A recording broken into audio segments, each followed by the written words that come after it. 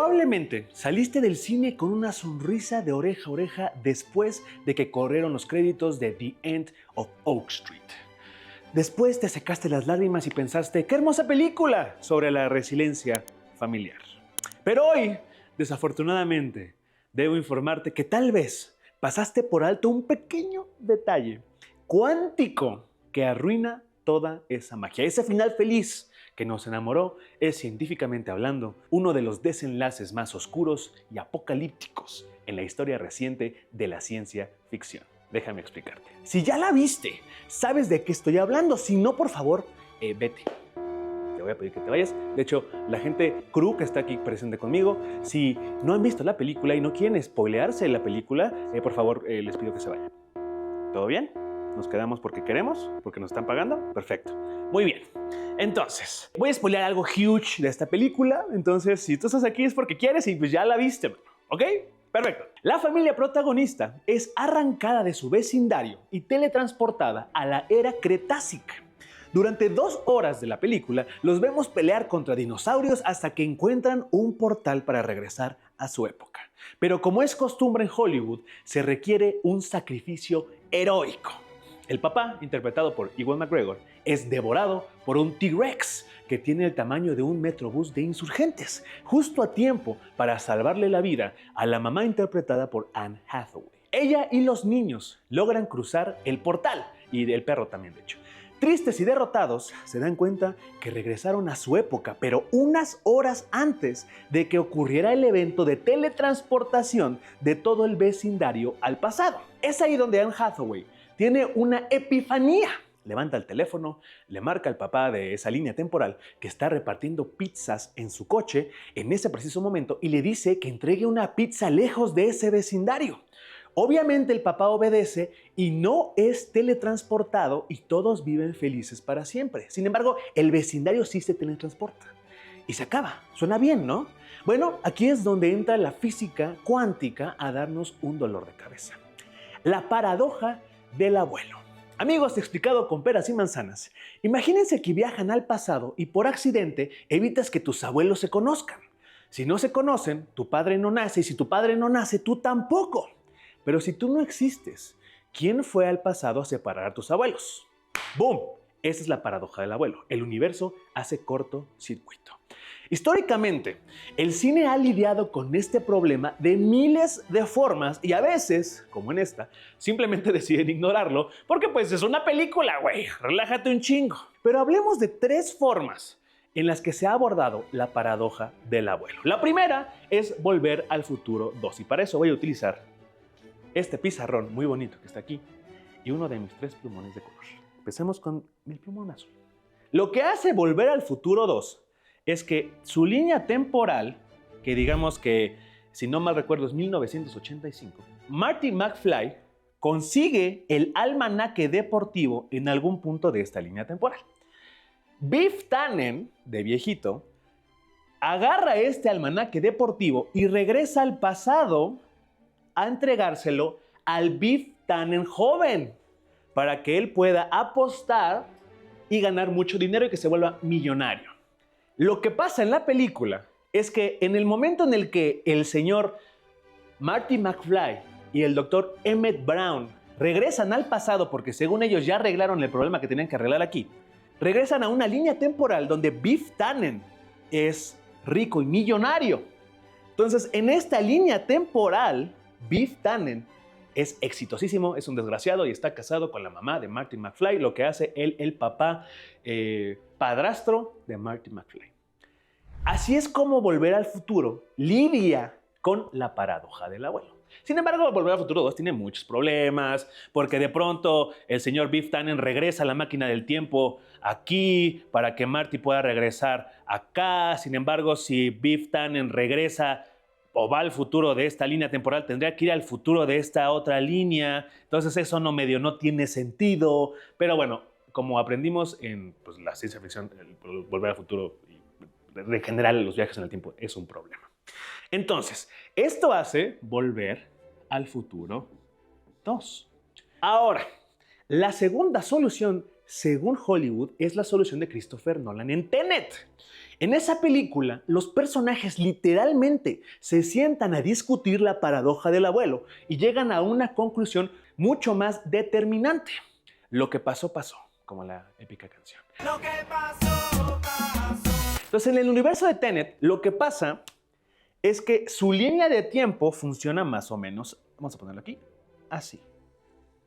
Según lo que plantea Tenet, es que tu vida está afectada 100% por las cosas que hagas tanto en el pasado como en el futuro. Entonces, si tú arrancas, o la historia del protagonista arranca aquí, y en algún punto de la película o de su vida regresa al pasado, de alguna forma está regresando acá.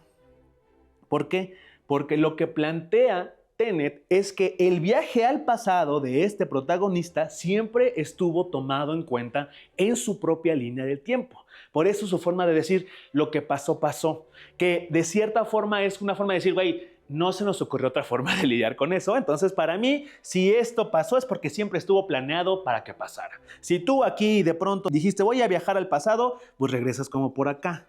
Porque de alguna u otra forma, todo lo que estás haciendo en tu vida está planeado. Y todo lo que está sucediendo, ya sea acá o acá o acá, no afecta de ninguna forma la decisión que tú tomes acá de regresar en el tiempo. Porque según Tenet, tu vida siempre estuvo atada a las decisiones que ibas a tomar tanto en el pasado como en el futuro. Entonces, si viajas al pasado para salvar a alguien, resulta que tú siempre estuviste en ese pasado salvándolo. O sea, no puedes cambiar la historia porque tu viaje en el tiempo ya era parte de tu historia original. Ahora, vayamos a la tercera opción, que es la opción, como yo le digo, carnicera de la película Looper. Bellísima película dirigida por Rian Johnson.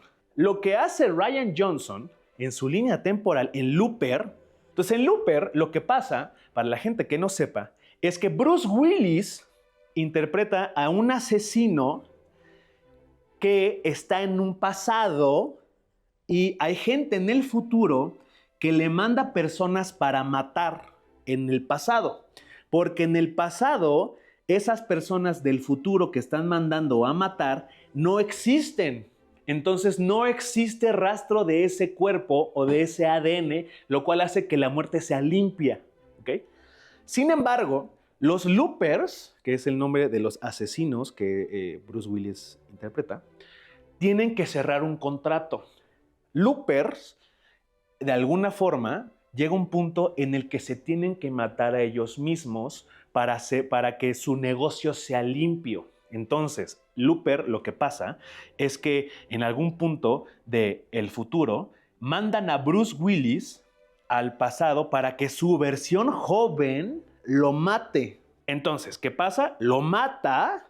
Y este güey sigue su vida como si nada, le dan muy buen dinero, entonces se la pasa drogándose, bla, bla, bla, bla. Y llega a este punto en el que lo van a mandar otra vez y lo va a tener que matar. Sin embargo, lo que también plantea Looper es que si tu versión del futuro está conviviendo al mismo tiempo en el pasado contigo, lo que sea que le pase a esa versión del pasado tuya afecta directamente a la versión del futuro. Por ejemplo, si a tu versión del pasado, mientras tú, la versión del futuro, está conviviendo con él, le cortan un brazo, tu versión del futuro automáticamente se le desaparece ese brazo. ¿Por qué? Porque, como bien plantea la película, pues no tuviste ese brazo durante gran parte de tu vida. Entonces, cuando regresas acá, pues no tienes brazo. Simplemente desaparece. Ahora, ¿cómo resuelven la paradoja del abuelo en Looper? Pues a la fuerza bruta. El protagonista, o sea, Joseph Gordon-Levitt, se mete un escopetazo a sí mismo para que su versión vieja, Bruce Willis, desaparezca mágicamente antes de cometer un asesinato. El universo no hace multiversos en este caso, como en Volver al Futuro. Simplemente borra a los involucrados con violencia y sigue girando. Y es aquí donde regresamos a The End of Oak Street. Los guionistas dejaron un cabo suelto gigantesco porque ignoraron por completo la monstruosa paradoja que Anne Hathaway acaba de crear, sea cual sea la regla que apliquemos. Vamos a borrar con mi trapito mágico. Ay, no tenemos borrador, ¿verdad? Ay, sí se ve. Una disculpa en casa, pero pues esto es para lo que hay, ¿no? O sea. Entonces, ¿qué pasa en Oak Street? En Oak Street, bien, esta es la línea temporal principal de Oak Street.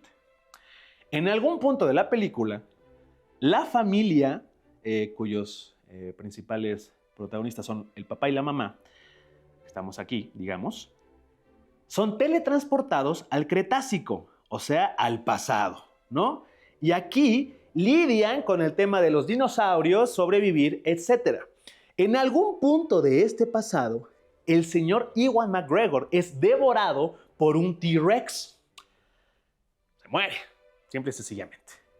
Ahora, Anne Hathaway descubre que puede regresar a su línea temporal a través de un portal. Sin embargo, cuando regresan aquí, un poquito antes de que ellos regresen al Cretácico.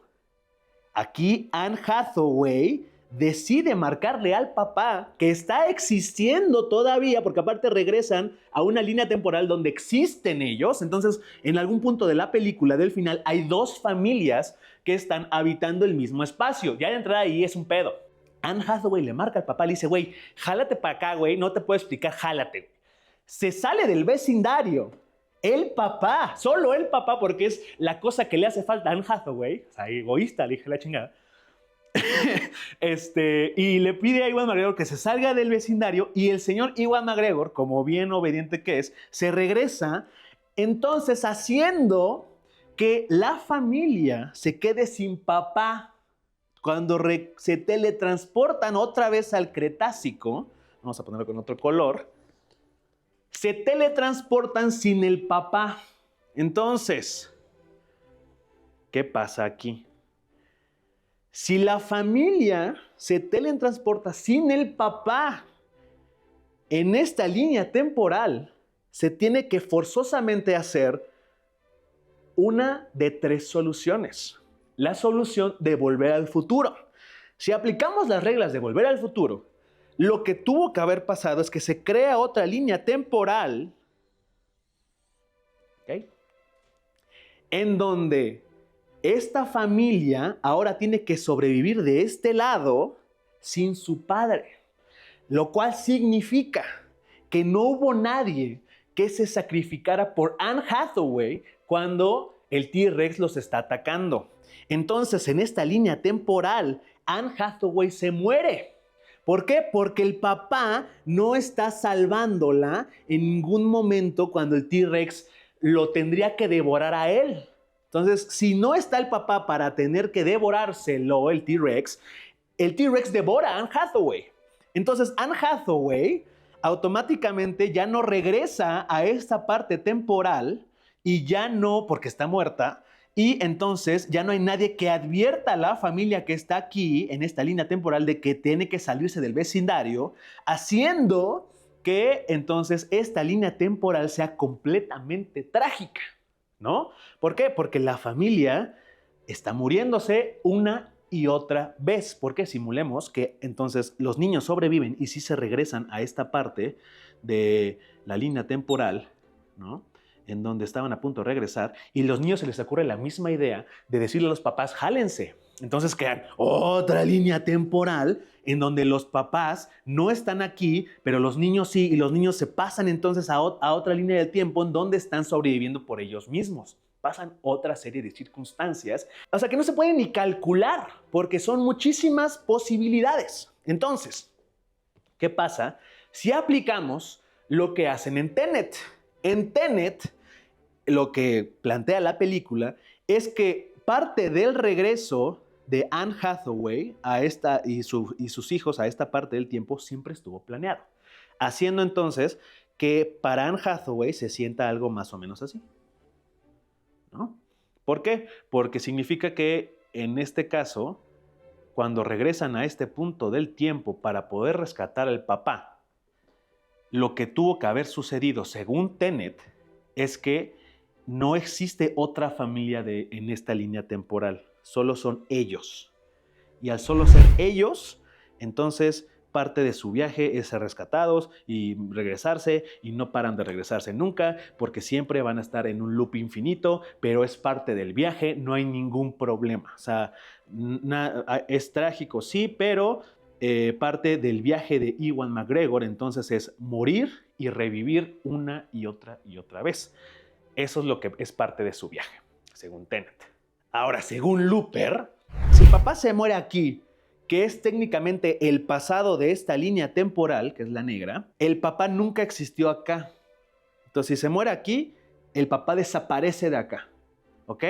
Eso es lo que plantea Looper. Entonces, cuando la familia regresa a este punto del tiempo, el papá nunca estuvo y nunca tuvo a quien marcarle. Y si nunca tuvo a quien marcarle Anne Hathaway, significa que el personaje de Ewan McGregor no pudo rescatarla del ataque del tiranosaurio Rex, haciendo inmediatamente que Anne Hathaway desaparezca.